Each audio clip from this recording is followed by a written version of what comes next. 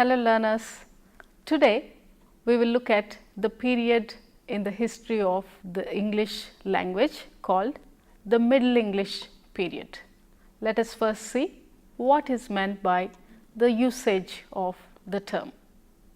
In English language and literature, the period that extends from 1066, the year of the Norman conquest, to 1500 is designated as the Middle English period.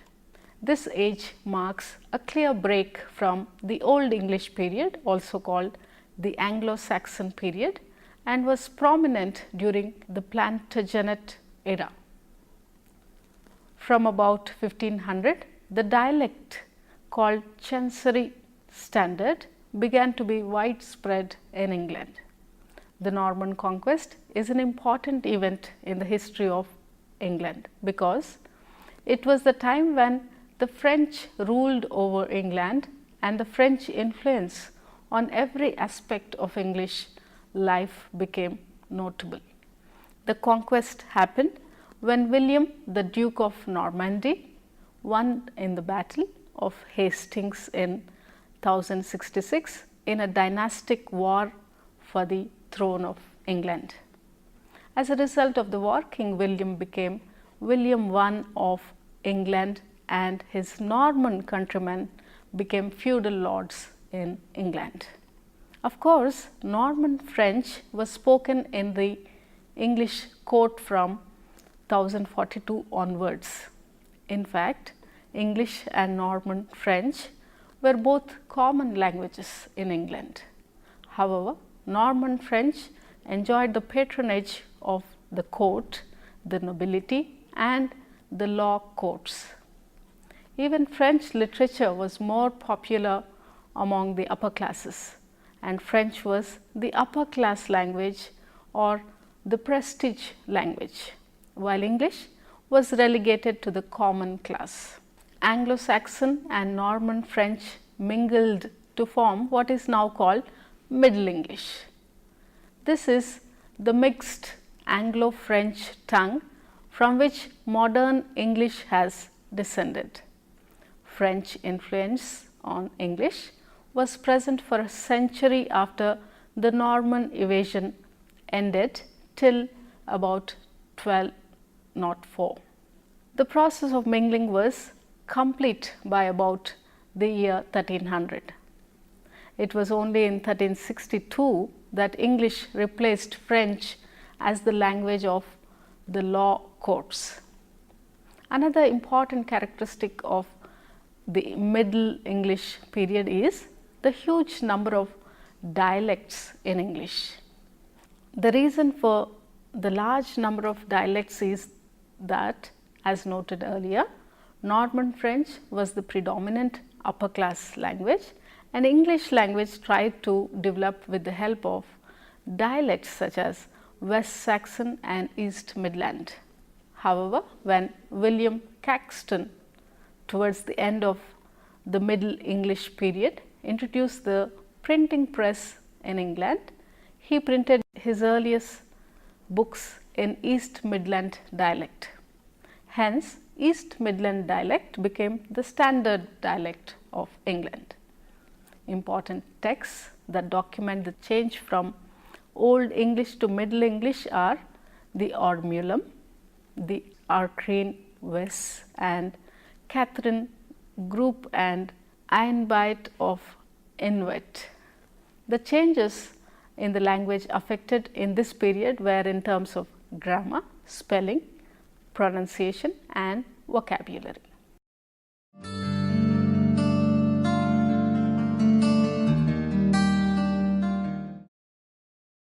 The Middle English period witnessed birth and flourishing of various genres in English literature. Latin was the official language, and the most popular genre of literature in Latin was the chronicle. Geoffrey of Monmouth's Historia Regum Britanniae contained accounts of Gorboduc, Lear and Cymbeline, and provided material for various later writers, including William Shakespeare. Historia Regum Britanniae, was translated into English by Lehman as Brut. Other prominent chronicle writers were Lawrence of Durham and William Newburgh, who is considered as the father of historical criticism. The first translation of Euclid also belongs to this period and was made in this period by Adelard. Homilies, commentaries that follow the reading of a scripture, were another important literary form. These were written by mendicant friars.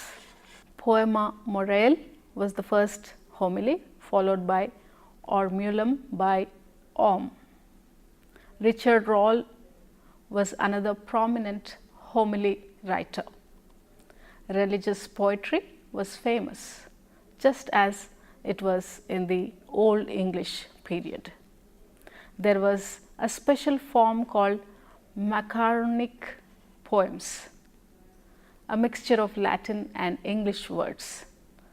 Religious instruction was popularized by Cursor Mundi. There were a lot of writings about saints too, prominently about Saint Catherine and Saint Julian. Another important development in this period was the translation of the Latin Bible to English by John Wycliffe, which enabled more number of people to read the Bible. The first debate in English was written in this period, Owl and the Nightingale. Ancren Rule was a guidebook for nuns. Robert Manning's Handling of Zen was also written during this period.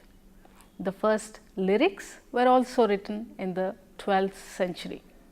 Summa is Ecumen in is the first English lyric written in 1240, after Geoffrey Chaucer had translated Guillaume de Loris, Roman de la Rose into English.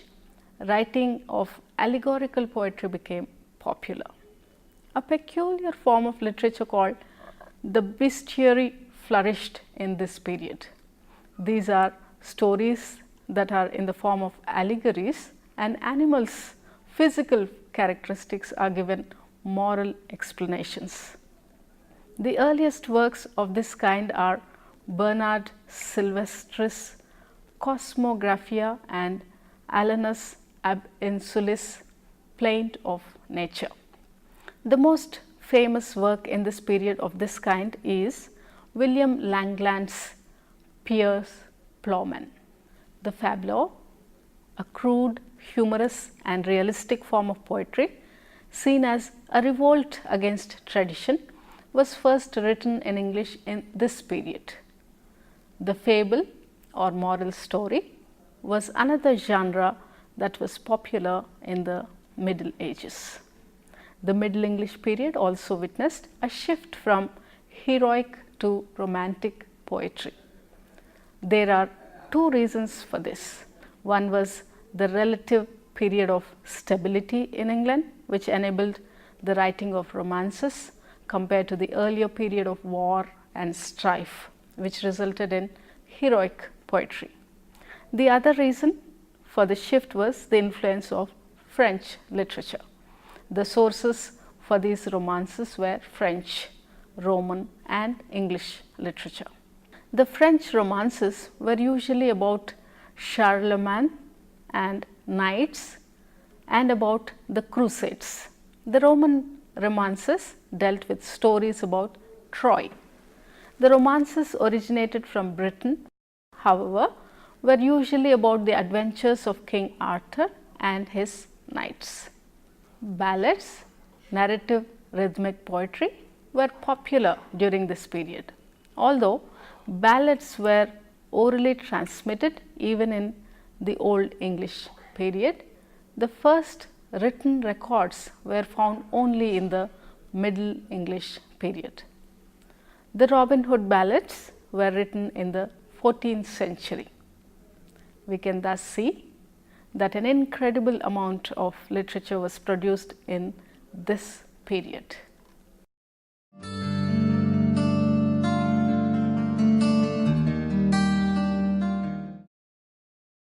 Along with the birth and development of literary genre, there were major changes in grammar as well in this period. The main aim of these changes was an attempt at simplifying the language. Thus, there was an attempt to level the vowels of final unaccented inflectional syllables. A greater degree of uniformity was thus achieved. With its simplified case ending system, the grammar of Middle English is much closer to that of modern English than that of Old English. In Middle English, only two distinct noun ending patterns from the complex system of inflection in Old English are retained. The early modern English words "engle" and "name" demonstrate these two patterns. Some nouns of the engle type have an E in the nominative or accusative singular, like the weak declension, but otherwise have strong endings. The strong en in plural form has not ended with Middle English, but survived into modern English.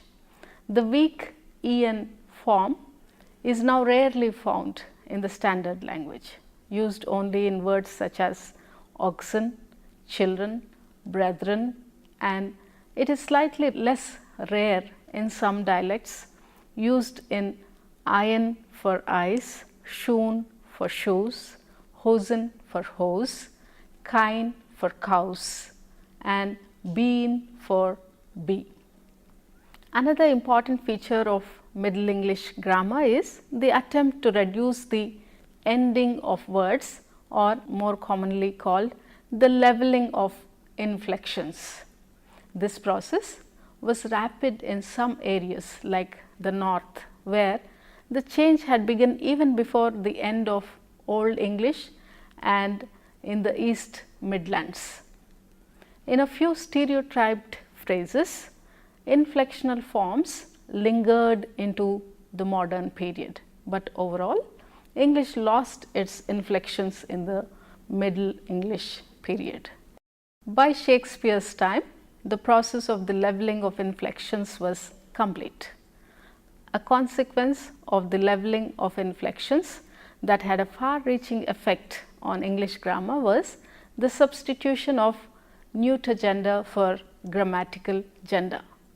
Neuter gender is the classification of gender not based on any formal principle, but is based on the gender of the noun, pronoun, or adjective. In gender, inanimate objects have common gender. The reasons for this substitution were many. One of them was that the common people who spoke English in the period between 1066 and 1200 found it difficult to master the complicated grammar related to gender. Also, the same object which was masculine in English is feminine in French, or vice versa.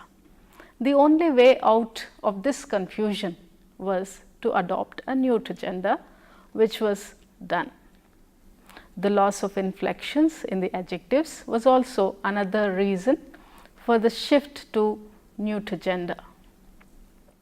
In order to simplify the English language, the changes in gender were necessary. Changes in grammar were not restricted to inflectional changes. Pronouns too were affected. For instance, personal pronoun she was introduced in the middle of the 12th century. The Middle English period thus marks an important epoch in the grammar of the English language.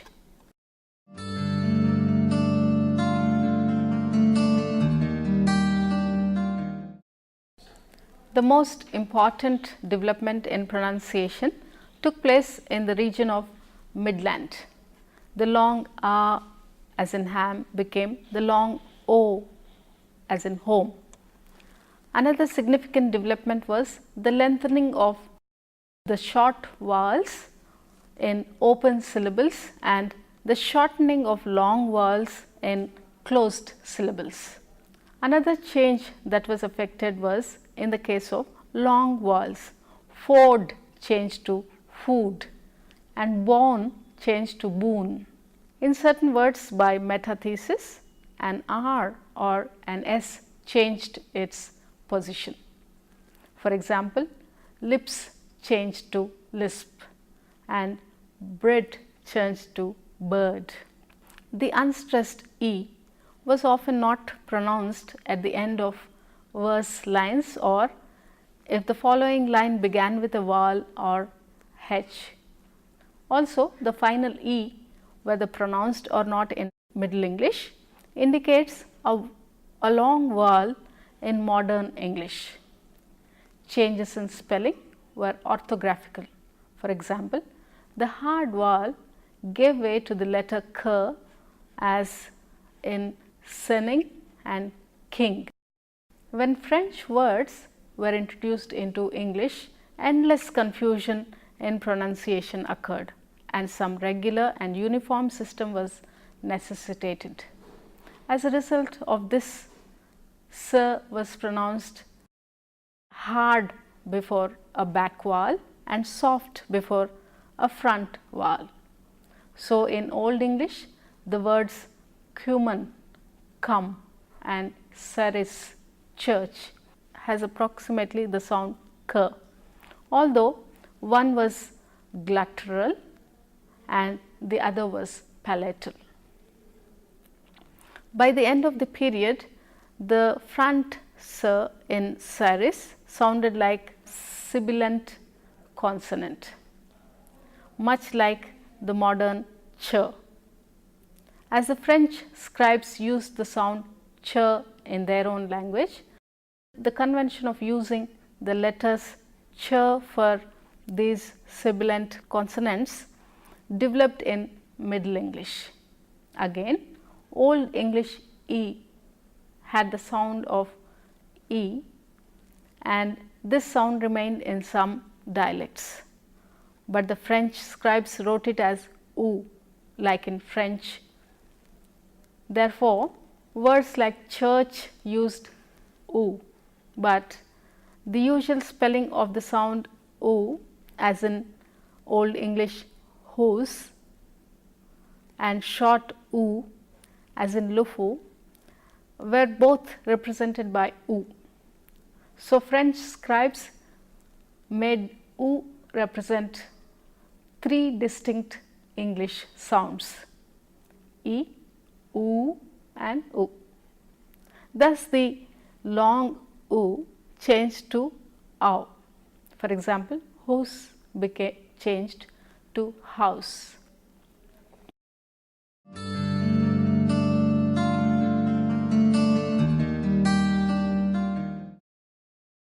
Even before the Norman conquest, there were influences of French on English.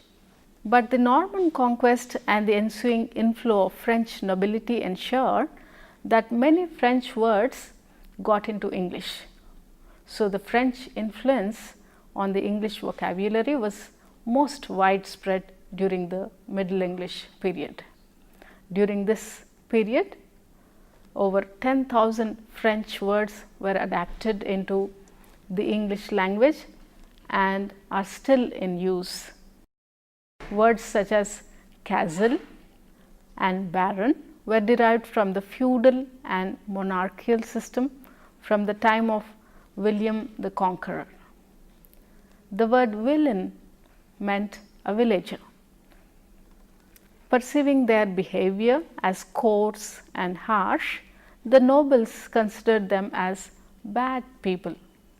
Thus, villain became villain, an undesirable character, and later came to be an evil person. The judicial system of the time gave rise to words such as prison and court. The names of most crimes, including that of cheat, were first used in English in the Middle English period. The influence of the medieval church led to words like parson, charity, and beauty, which came from medieval scholarship and learning.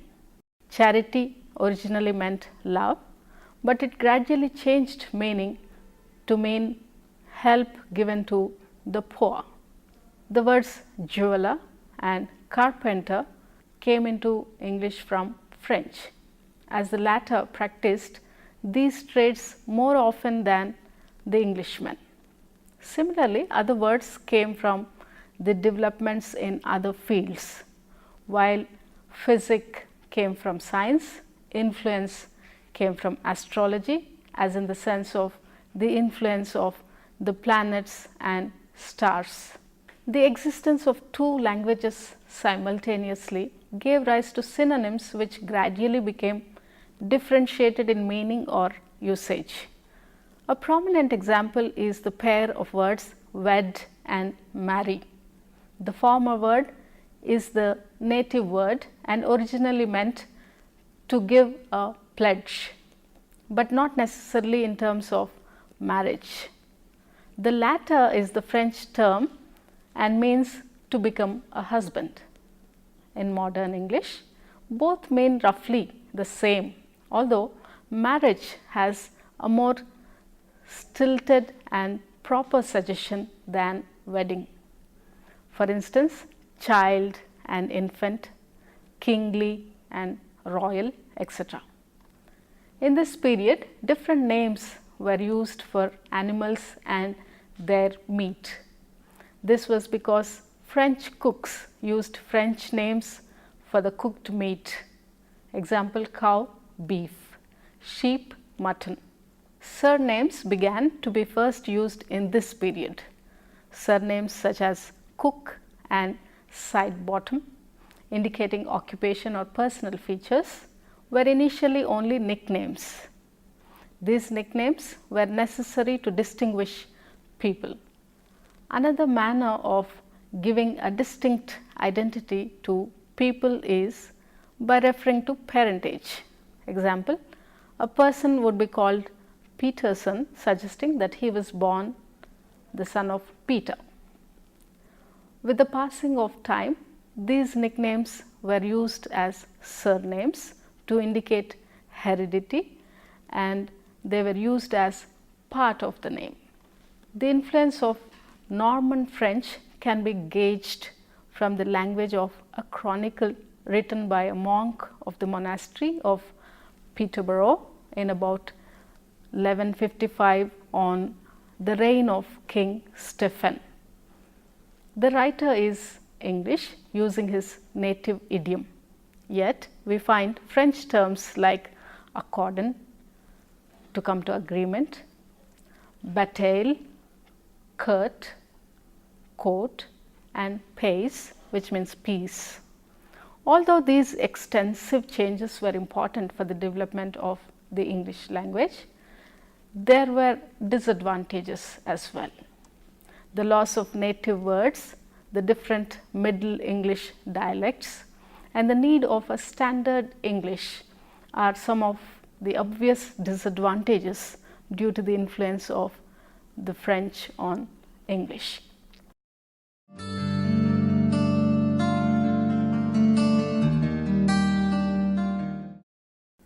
We have already noted that the Norman conquest was an important influence in changes in vocabulary.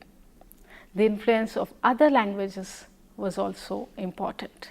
In the Middle English period, Latin was the language used for official purposes. Words in the field of technical knowledge, science, and church were taken directly from Latin. Some of them have passed into far wider use and are now very specific English words. Pauper, proviso, equivalent, legitimate are words from the law courts. Index, scribe, simile come from science and the schools.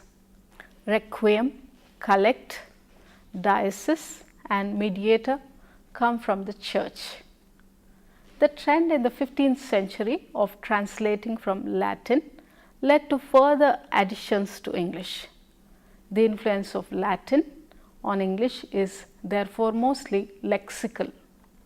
The influence of Greek on English vocabulary is also great. Academy, atom, Bible, diphthong, harmony, ecstasy, nymph, tragedy, tyrant and theatre are all of Greek origin. Just like the Norman conquest, another important event that gave a large number of words to the English was the Crusades. The contact with the East that happened because of the Crusades gave a few words to the English language. These words started appearing in the middle of the 13th century. One of them is the word assassin. This word was reportedly applied originally to an Oriental band of political murderers who poisoned their chosen victims with a kind of poison known as hashish. The words algebra, scarlet, azure and orange are also of Arabic origin. In this period, a game of chance was invented by soldiers while waiting for the surrender of the Hasnat fortress. This game was named hazard. Hazard now means a risk. There were also many derogatory terms used with reference to the Muslims, whom the Englishmen hated. Mahound came from Mohammed, a standard term for the Antichrist. Other similar terms were infidel and miscreant, which, though French terms, took on more condemnatory coloring when applied to a Turk. The Scandinavian influence on English in reality began in the Old English period. However, as written records are only found in the Middle English period, the words of Scandinavian origin are first recorded in this period. Gape, ill, skill, wing, want, ransack, bathe, sky, troll and other words are Scandinavian in origin. The association of England with Holland on the naval front led to Dutch words such as skipper, deck, hoist, bulwark and marline being used in English. Also, the association with Holland with regard to civil engineering gave rise to words such as dam and polder. The trade that flourished the most during this period was the cloth trade. This was a reason for the addition of a few words that denoted cloth. But these cloths were named after the place of their origin. For instance, damask from Damascus, muslin from Mosul and so on. We can thus see that the Middle English period was an important one in terms of literature, grammar, spelling, pronunciation as well as vocabulary. Thank you viewers. I hope you enjoyed tracing the growth in the Middle English period. Hope you gather more examples other than what are mentioned in the lesson and try to understand the topic more. Bye-bye.